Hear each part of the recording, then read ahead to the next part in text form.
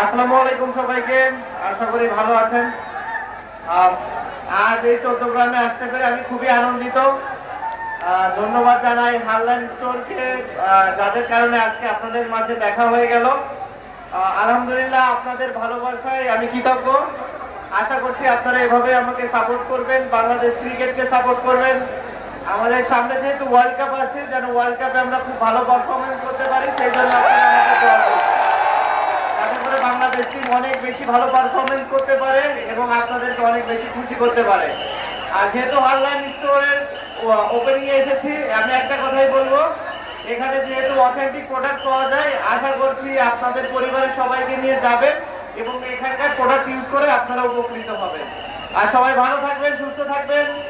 আশা করি কোনো এক সময় কুমিল্লাতে এসে, এই চট্টগ্রামে এসে আপনাদের সাথে ক্রিকেট খেলার সুযোগ হবে আমার। সবাই ভালো থাকবেন। আসসালামু আলাইকুম।